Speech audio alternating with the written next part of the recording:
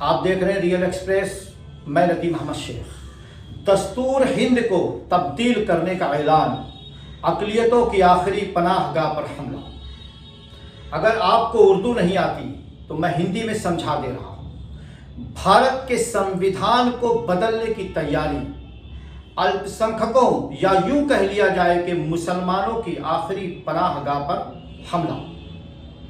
2 दिन पहले खबर आई थी, मध्य प्रदेश के गृह मंत्री ने कहा मदरसे में पढ़ाई जाने वाली एक एक किताब की जांच होगी। यह खबर भी बिल्कुल सही है, लेकिन क्या देश का ऐसा माहौल 2014 में नरेंद्र मोदी के प्रधानमंत्री बनने के बाद हुआ है?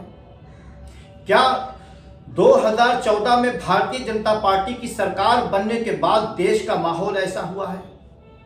बिल्कुल भी नहीं।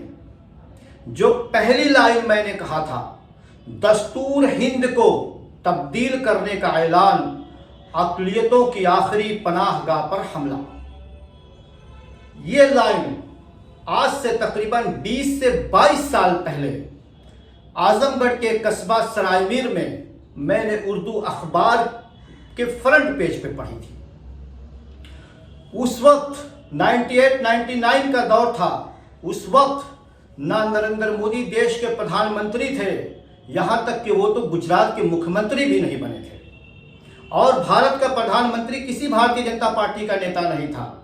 लेकिन उस वक्त की अखबार की लाइन ये थी कि मुसलमानों की आखिरी पनाहगाह पर हमला।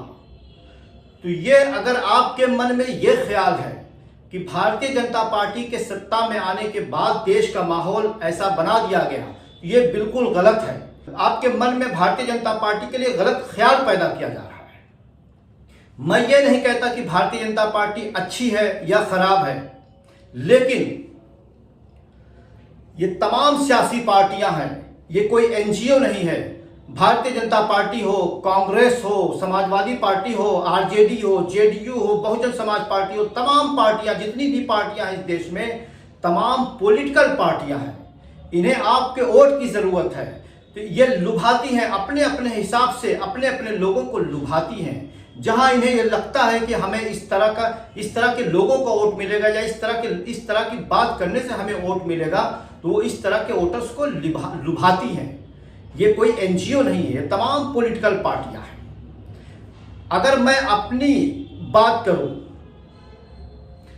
तो मेरा नाम सुनते ही कोई ये कह देगा एक बार में कि ये इनका नाम ये है, तो ये मुस्लिम भाजपा को वोट नहीं दे सकता।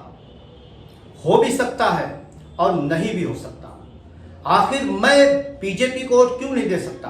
वो कोई पाकिस्तान की पार्टी है, वो भी इसी देश की पार्टी है, और मैं भी इसी देश का हूं। तो मैं बीजेपी को वोट क्यों नहीं दे सकता? दे भी सकता हूं, नहीं भी दे सकता, क्योंकि मेरा वोट देने का पैमाना सिर्फ एक है, विकास। विकास और विकास। इस देश में कौन सी पार्टी विकास कर सकती है, मैं उसी को वोट दूंगा। और इस भ्रम से आप बाहर निकल जाइए कि फला आपका हमदर्द है, फला आपके दुश्मन है, फला को आप वोट देंगे तो हिंदू खतरे में पड़ जाएगा, या फला को आप वोट देंगे तो मुसलमान खतरे में पड़ जाएगा। ये ना किसी के दोस्त हैं, ये ना किसी के दुश्मन हैं। अगर मैं अपना अनुभव बताऊं, कई बार ऐसा मेरे साथ हुआ है कि मैंने जरूरत पड़ने पर भारतीय जनता पार्टी के सांसदों को फोन किया, उनके मंत्रियों को फोन किया, या भाजपा शासित राज्य के कई आईएएस आईपीएस अफसर को फोन किया, और सेकंडों में मेरा काम हो गया। तो आप अगर अल्पसंख्यक हैं, अगर आप मुसलमान हैं, या आप किसी भी कम्युनिटी से हैं, आप एहसास कमतरी का शिकार ना बन करके मुख्य धारा में आए और देश के विकास में, देश की तरक्की में अपना योगदान दें। और हमेशा एक दूसरे के साथ सम्मान रखें, एक दूसरे के साथ अच्छा व्यवहार रखें, चाहे वो किसी भी जात और किसी भी धर्म का मानने वाला हो।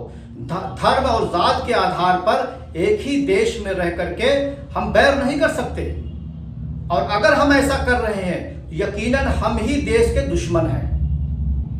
बस आज की वीडियो में मैं इतना ही कहूंगा। आगे के लिए बने रहें रियल एक्सप्रेस के साथ। धन्यवाद।